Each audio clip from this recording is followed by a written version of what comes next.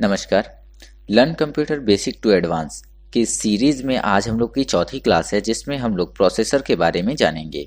तो चलिए शुरू करते हैं प्रोसेसर के बारे में। इसकी पिछली कक्षाओं में आपने इंट्रोडक्शन ऑफ कंप्यूटर, कंप्यूटर में यूज़ होने वाले डिवाइसेस और भी इनपुट डिवाइस और आउटपुट डिवाइस के बारे में जाना। तो आज के इस सीरीज में हम लोग जानेंगे प्रोसेसर के बारे में। प्रोसेसर क्या होता है, वो कैसे काम करता है, इसके बारे में। हमारे कंप्यूटर में मौजूद प्रोसेसर का नाम सीपीयू है, जिसे हम सेंट्रल प्रोसेसिंग यूनिट कहते हैं। सीपीयू हमारे कंप्यूटर का वह पार्ट होता है जिसके थ्रू हम लोग कंप्यूटर में होने वाली सारी एक्टिविटीज़ को कंट्रोल करते हैं। ये भी कहा जाता है कि बिना सीपीयू के हमारा जो कंप्यूटर है वो कुछ नहीं कर सकता। आइए देखते हैं सीपीयू के बारे में। CPU it is stand for central processing unit. इसका पूरा नाम सेंट्रल प्रोसेसिंग यूनिट है।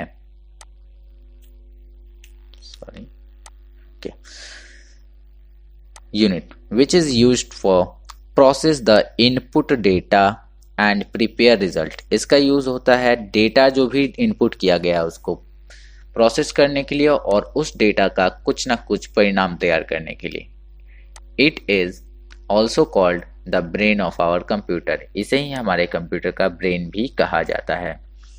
सीपीयू हिंदी में है इस डिवाइस का काम यूजर द्वारा डाले गए डेटा को प्रोसेस कर उससे परिणाम को तैयार करना होता है। इसे कंप्यूटर का दिमाग भी कहा जाता है।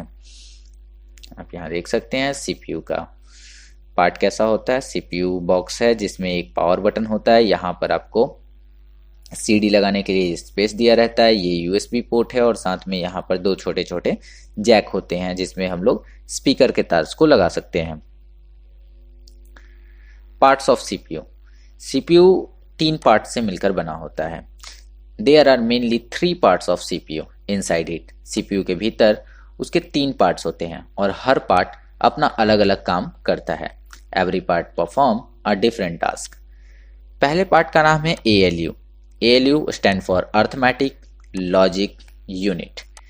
ALU का मतलब हुआ अर्थमेटिक लॉजिक यूनिट। इसका काम क्या है? It take decision about input data. ये क्या करता है? डाले गए इनपुट डेटा के लिए डिसीजन लेता है कि उस डेटा का क्या करना है। What to do of the given data according to instruction and generate signal. ये क्या करता है कि डाले गए इंस्ट्रक्शन के आधार पर कंप्यूटर में इंस्ट्रक्शन के आधार पर डाले गए डेटा के ऊपर ये डिसीजन लेता है कि उस डेटा को क्या करना है। एंड वो काम खुद नहीं करता है बल्कि उसके लिए एक सिग्नल जनरेट कर देता है। इसके बाद CU control unit. Control unit क्या करता है कि जो ALU ने सिग्नल जनरेट किया है उसको लेता है और जो भी उस सिग्नल में बताया गया है उस काम को कर देता है ALU और वापस CU और वापस ALU को रिटर्न कर देता है। लिखा है it take the signal generated by ALU। ALU ने जो सिग्नल जनरेट किया है वो उसको ये लेता है और क्या करता है, उस सिग्नल के अकॉर्डिंग काम को कर देता है। Okay, next is MU memory unit. किसी भी काम को करने के लिए मेमोरी की जरूरत होती है क्योंकि प्रोसेस होने से पहले और प्रोसेस होने के बाद डेटा जो है वो मेमोरी में ही स्टोर रहता है। This unit always store the data before and after processing. इस यूनिट में डेटा प्रोसेस होने से पहले और डेटा प्रोसेस होने के बाद स्टोर रहता है। इसलिए मेमोरी भी हमारे सीपीयू का बहुत ही मेन पार्ट है। तो तीनों चीज को सम्मिलित रूप से हम सीपीयू का नाम देते हैं। सीपीयू के भीतर 3 भाग होते हैं। प्रत्येक भाग अलग अलग कामों को करता है। पहला भाग का नाम है ALU। इसका मुख्य कार्य यूजर द्वारा डाले गए डेटा का क्या करना है ये निर्णय लेना होता है। निर्णय लेने के बाद ये एक सिग्नल प्रदान कर देता है, लेकिन ये खुद काम को नहीं करता है। इसके द्वारा दिए गए सिग्नल को CU प्राप्त करता है और सिग्नल में जो भी कार्य बताया गया है उस कार्य को कर देता है। MU क्या करता है कि प्रोसेस होने से पहले और प्रोसेस होने के बाद जो भी डेटा होता है वो सब MU में स्टोर रहता है। तो इस तरीके से सीपीयू के 3 पार्ट्स होते हैं, ALU, CU एंड MU। आइए देखते हैं इसके वर्किंग प्रोसेस को। जैसे सपोज कीजिए कि यहाँ से कोई डेटा इनपुट होता है, देन इनपुट होने के बाद डायरेक्टली वो डेटा चला जाता है हमारा ALU में। ALU अर्थमेटिक लॉजिक यूनिट ये क्या करता है कि यहाँ से उस डेटा को पहले ट्रांसफर करता है मेमोरी में। देन हमने कहा कि प्रोसेस होने से पहले और प्रोसेस होने के बाद डेटा जो है वो मेमोरी में स्टोर रहता है, एंड अगेन ये डेटा को एक्सेस करता है मेमोरी से। इस तरीके से यहां पर आप देख पा रहे हैं कि इनपुट होने के बाद डेटा ALU में गया, बट ALU ने पहले डिसीजन ना लेकर उसको मेमोरी में ट्रांसफर किया।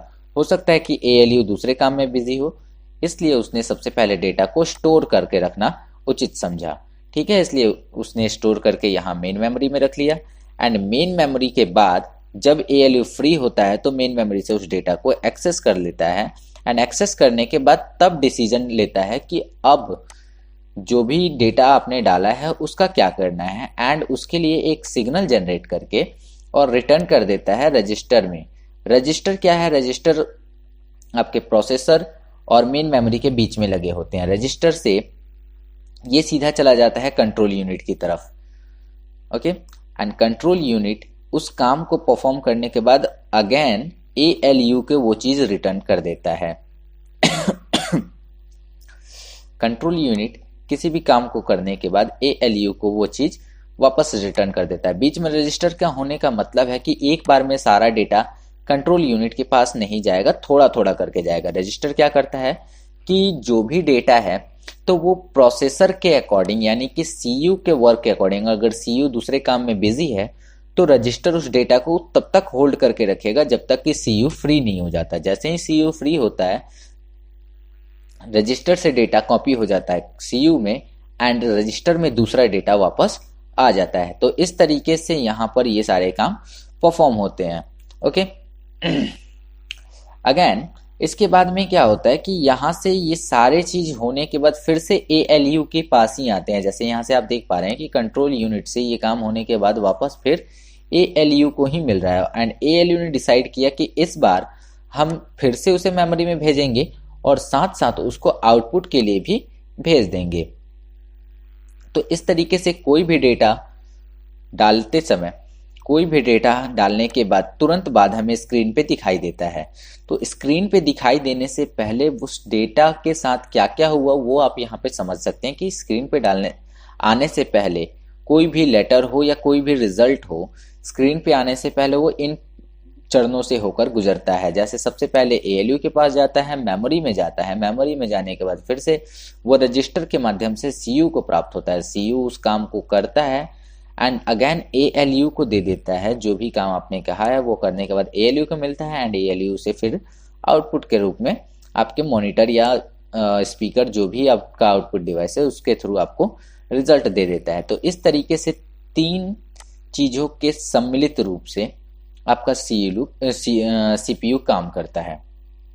आई होप आपको ये सब कुछ समझ में आ गया होगा कॉन्सेप्ट। उम्मीद करते हैं कि आपने अभी तक जो भी पढ़ा मेरे थ्रू वो सब आपको समझ में आया होगा। ठीक है, तो मिलते हैं आपसे अगले वीडियो में। तब तक के लिए गुड बाय।